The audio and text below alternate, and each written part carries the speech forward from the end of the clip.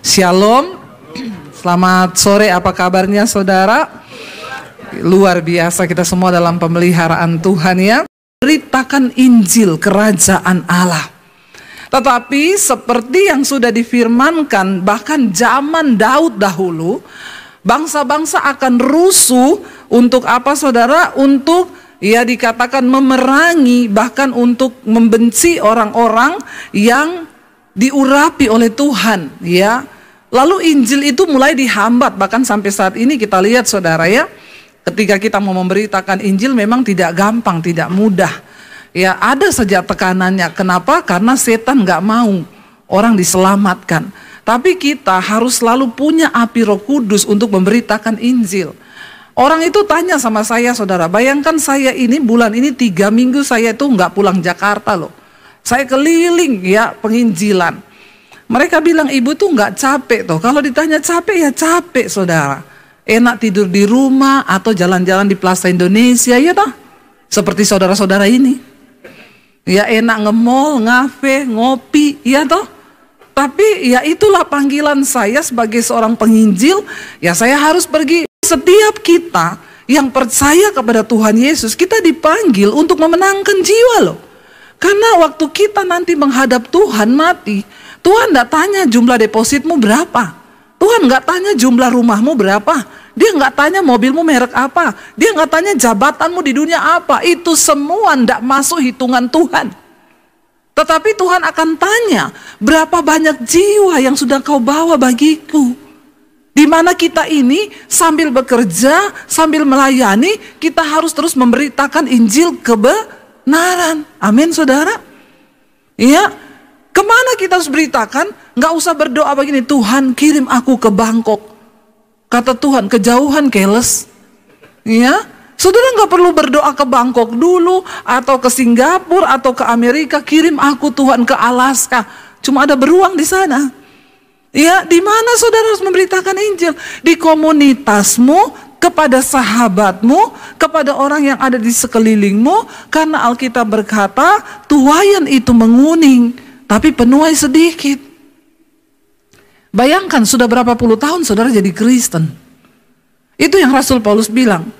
Kalau ditinjau dari segi umur, saudara ini harusnya sudah jadi pengajar. Amin.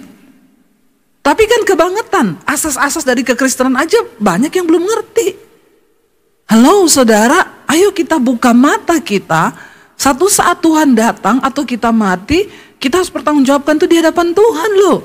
Karena dengar ya jabatanmu, kekayaanmu, semua yang kita lakukan di bawah dunia ini tidak akan ditanya. Percayalah, yang Tuhan cuma tanya, sudahkah engkau melakukan kehendakku? Makanya saya juga kemana-mana saudara, saya selalu rindu untuk memberitakan siapa Yesus itu kepada semua orang. Saya pernah cerita dulu di pesawat, saya ketemu satu orang ibu. Saya duduk di sebelahnya saudara. Ya lalu karena saya sendiri, ibu itu juga sendiri, saya tanya, ibu dari mana? Oh saya dari kota ini bu, saya itu mengunjungi anak saya. Anak saya di kota ini tuh kaya banget bu. Ya semua anak-anaknya sekolah di luar negeri. Anak saya itu yang di sini kaya banget itu main minyak bu. Saya bilang oh licin ya. Licin main minyak saudara. Lalu dia mulai pamer sama saya. Satu cucu saya di Belanda, satu di Australia, satu sekolah di Amerika. Jadi saya ini kerjaannya setiap bulan itu keliling-keliling bu. Jalan-jalan sambil lihat cucu. Dia pamerkan semua saudara kesuksesannya di dunia.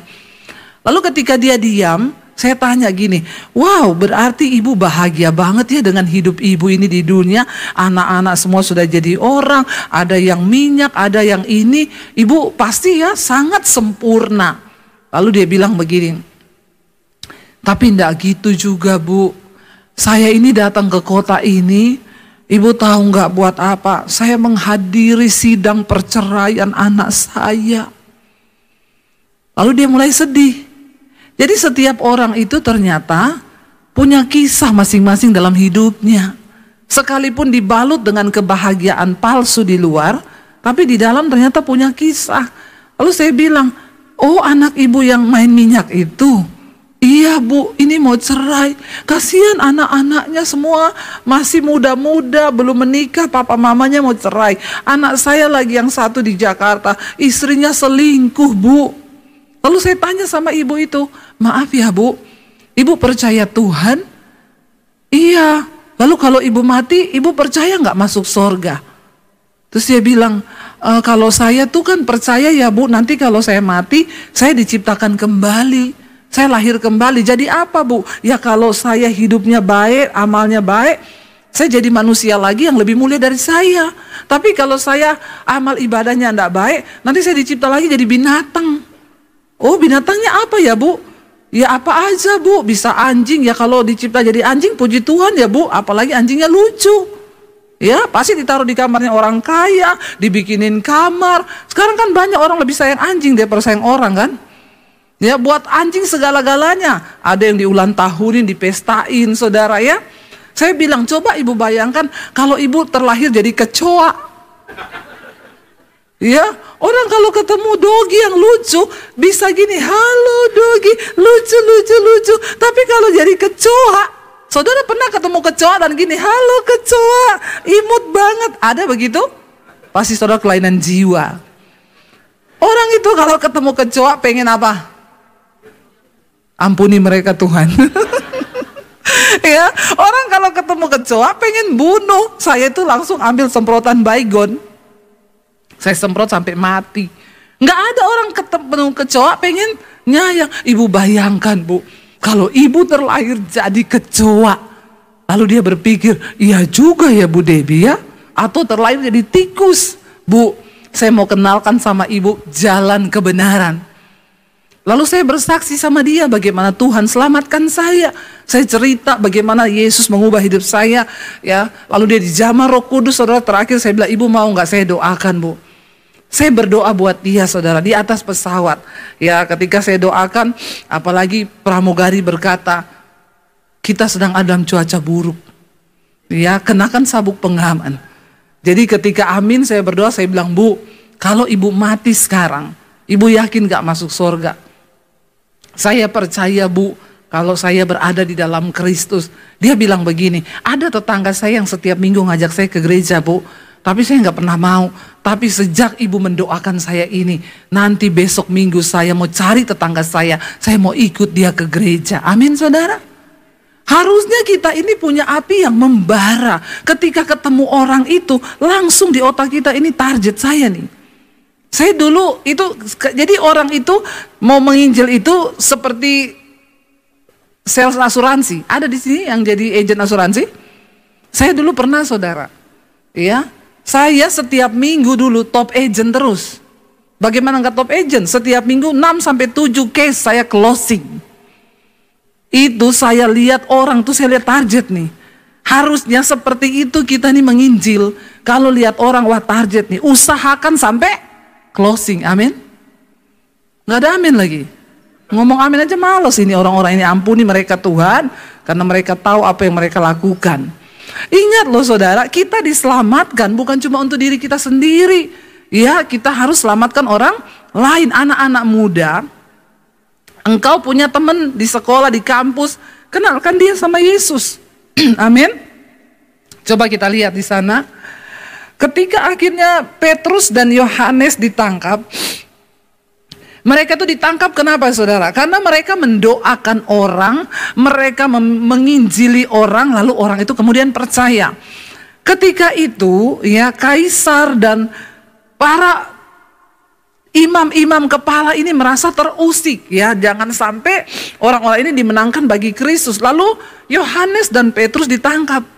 Mereka tanya, kamu tuh mendoakan mereka tuh pakai kuasa apa?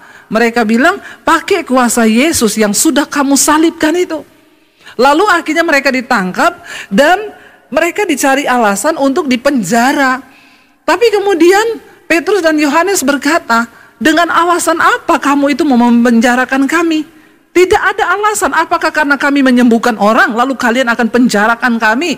Ya, akhirnya para imam-imam kepala dan para prajurit di situ berkata, baiklah kami lepaskan kamu, tapi dengan satu syarat, kamu jangan lagi menginjil. Saudara perhatikan doa mereka. Saudara lihat ini yang luar biasa ya. Ayat yang ke-29. Coba kita baca lagi saudara. Mereka itu berdoanya gini loh, yang luar biasa yang saya lihat di sini saudara. Ketika mereka diancam untuk memberitakan Injil, mereka tidak berdoa gini, Tuhan bunuh semua itu orang-orang yang mengancam kami. No, tapi doa mereka adalah apa? Dia bilang 29, dan sekarang ya Tuhan, lihatlah bagaimana mereka mengancam kami, dan berikanlah kepada hamba-hambamu ini apa? Keberanian untuk memberitakan firman-Mu. Mereka tidak berdoa supaya orang-orang itu mati. Jangan saudara, sebaliknya minta roh keberanian. Karena hari-hari ini untuk mengucapkan Injil dari mulut kita rasanya itu berat. Iya apa iya? Saudara ketemu temanmu mau ngomong Tuhan Yesus berat enggak?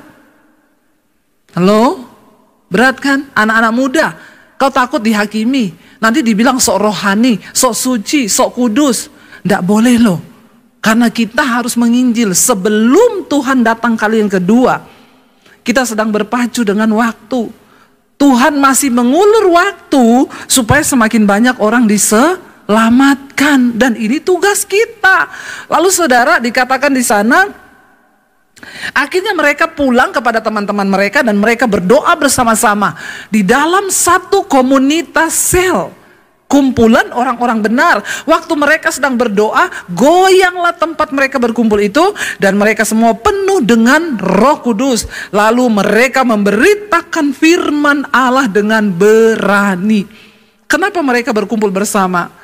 Karena firman Tuhan bilang, di mana 2-3 orang berkumpul bersama berdoa kepada Yesus, maka Tuhan mendengarkan mereka. Mereka menjadi kuat. Lalu kita lanjut ayat 32. Nah ini dia cara hidup jemaat ya. Ayat 32 kita baca bersama 1, 2, 3.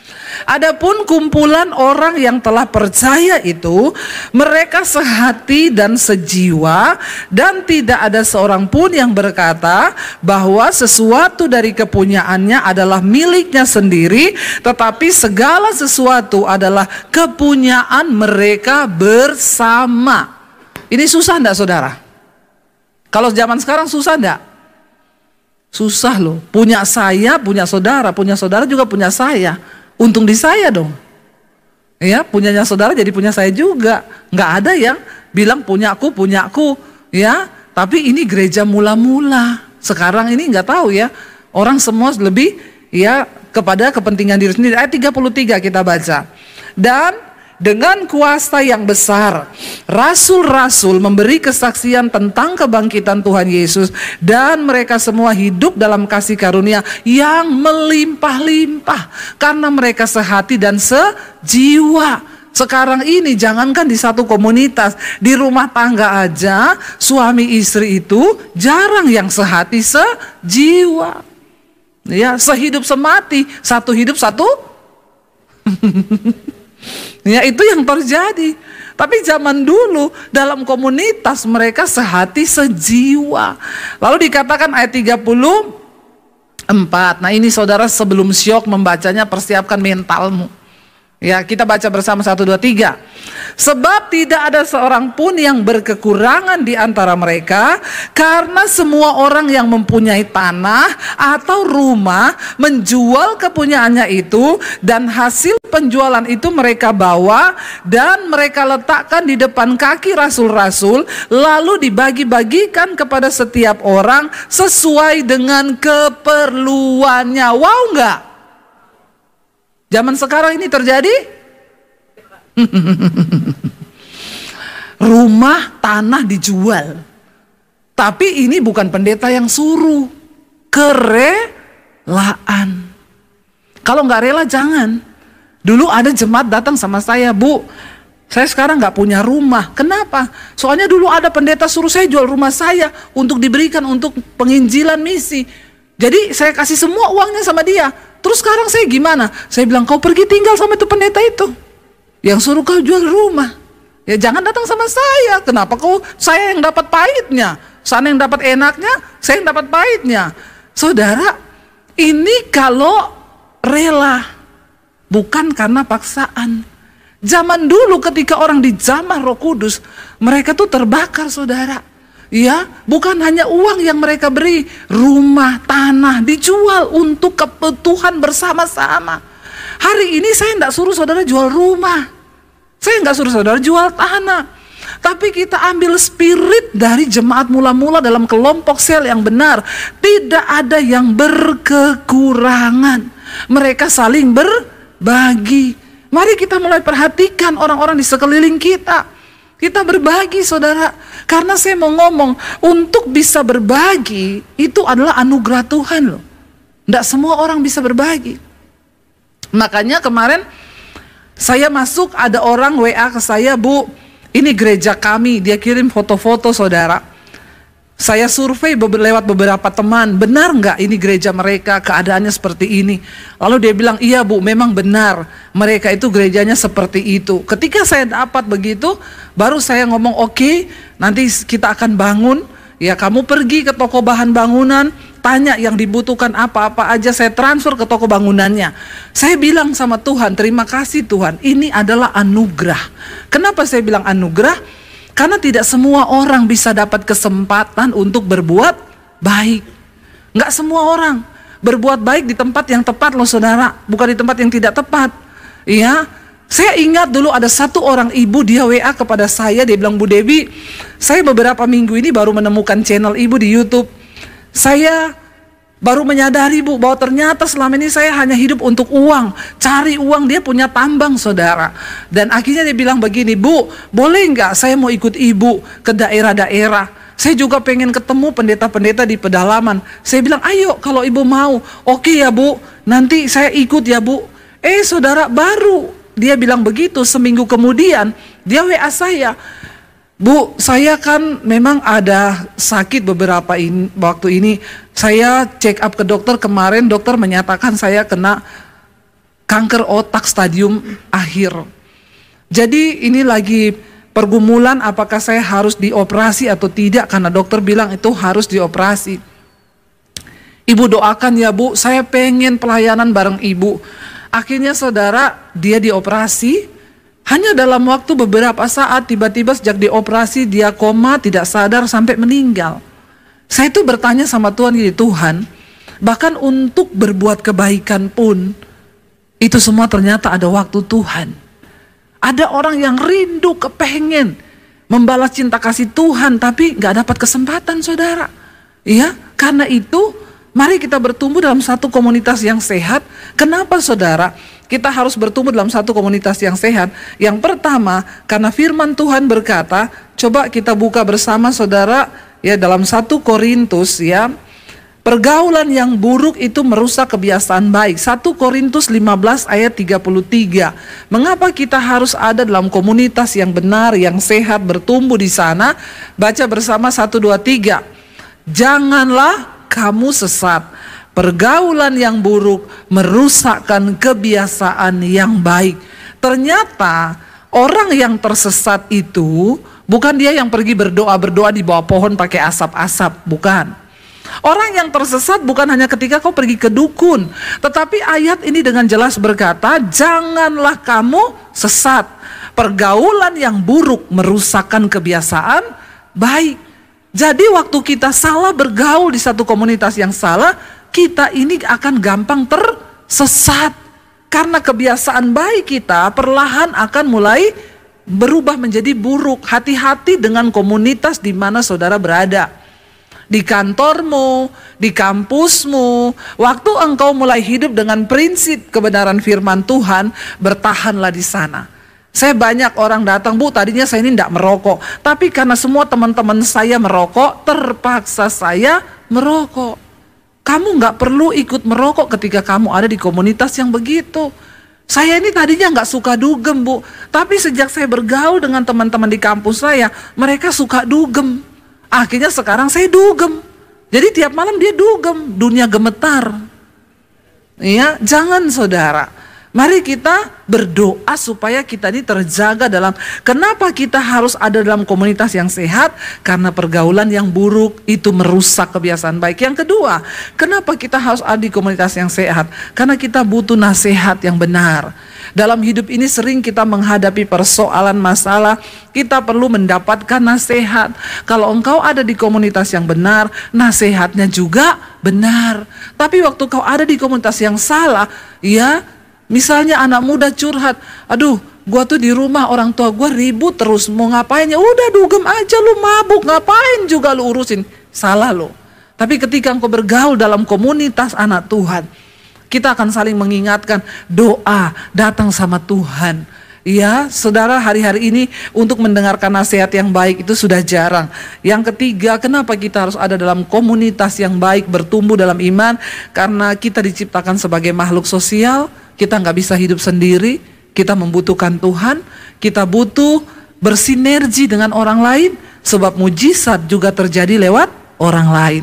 Saya berdoa saudara, biarlah kita hari-hari ini menetapkan hati kita, di mana kita mau bertumbuh, masuklah dalam komunitas yang benar, di sel-sel, di komunitas yang baik, jangan hanya ke gereja seminggu sekali. Tidak cukup, saudara perlu bersekutu dengan orang-orang percaya, di mana kita saling membangun di situ, saling memuji, menyembah Tuhan, dan iman kita semakin dikuatkan. Kalau hari ini engkau berada di komunitas yang salah, keluar dari situ saudara. Saya pernah melayani seorang laki-laki, dia homoseksual, dan dia datang sama saya, dia mengaku, Bu, saya ini seorang homo, tapi saya mau bertobat. Yesus berkata, dia datang ke dunia bukan untuk orang baik, sebab orang sakit yang butuh dokter. Tapi orang akan sembuh kalau dia merasa dia sakit. Masalahnya banyak orang sakit tidak merasa sakit. Dari mana awal pemulihan itu terjadi? Waktu kita punya kerinduan mengakui bahwa kita sakit. Tapi kalau orang bilang lu sakit loh, enggak, saya sehat kok. Lah bagaimana kau bisa sembuh? Ya, kalau kita ada dosa, sadarilah dosa itu, pengenlah untuk bertobat. Pengen berobat, bukan cuma bertobat tapi berobat supaya kau sembuh. Dia menyadari dia sakit, dia bilang saya mendengarkan khotbah ibu dan saya mau pengakuan, Bu, saya sakit, Bu, saya homo. Apa yang harus saya lakukan? Orang-orang berkata homoseksual gak bisa sembuh. Saya bilang tidak ada perkara yang mustahil bagi Tuhan. Kau bisa sembuh. Dosa apapun juga yang hari ini sedang saudara hidupi, saudara bisa dilepaskan asal kau mau bertobat. Amin. Lalu saya bilang yang pertama harus kau lakukan, keluar dari komunitas itu. Kamu punya komunitas? Punya, Bu. Kami sering party. Ya, di gym juga saya punya komunitas ya, kita ketemu. Ya, biasa yang six pack itu. Ya, makanya cewek-cewek jangan cari cowok six pack. Biasanya udah punya cowok. Ya, cari aja yang one pack itu normal itu. Ya. Jadi saudara, dia bilang, "Iya, ada komunitas kami, Bu. Yang pertama, kamu keluar dari situ.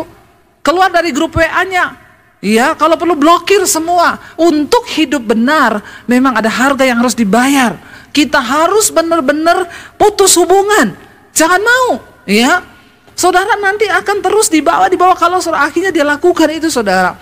Dia blokir semua, dia keluar dari grup-grup itu, dia mulai bertumbuh. Dan saudara tahu, dia disembuhkan Tuhan. Terakhir dia WA saya, Bu, puji Tuhan, sekarang saya sudah menikah. Yang duluan saya tanya, suamimu, istrimu cewek apa cowok? Puji Tuhan dia bilang cewek. Haleluya, berarti sembuh saudara ya. Tapi ya karena dia mau niat keluar. Jadi anak muda dan juga orang tua yang terikat dosa hari ini, pilihlah komunitas yang benar. Itu nomor satu. Ini kelihatannya sepele, tapi ini adalah yang firman Tuhan katakan, pergaulan yang buruk akan merusak kebiasaan baik. Kalau kau sudah baik, tapi kau terus ada dalam komunitas yang buruk, itu pasti akan menjatuhkan kau. Saya kasih satu contoh terakhir, para imam musik boleh naik. Satu kali ada hamba Tuhan, dia punya burung beo. Burung beo itu kan pintar kalau dilatih ya. Ada jemaat juga punya burung beo. Satu kali jemaat ini bertamu ke rumah pendeta. Burung beoknya teriak, "Shalom, shalom, haleluya, puji Tuhan, shalom."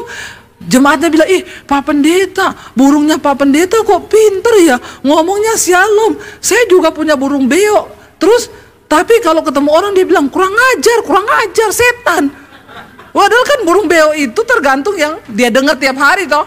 Berarti kan nih bapak ini sama suami, istri di rumah pasti setan-setan kurang ajar terus ini. Makanya burung beonya meniru.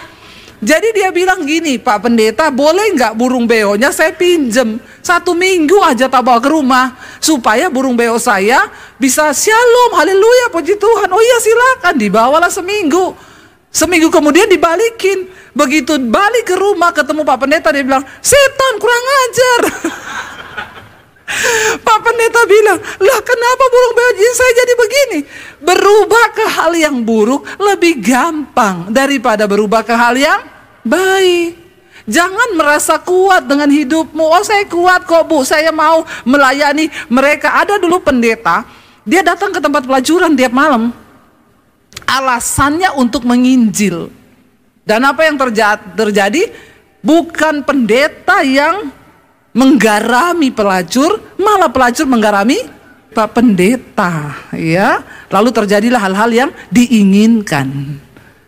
Pendeta selingkuh dengan pelacur. Jangan merasa kau kuat.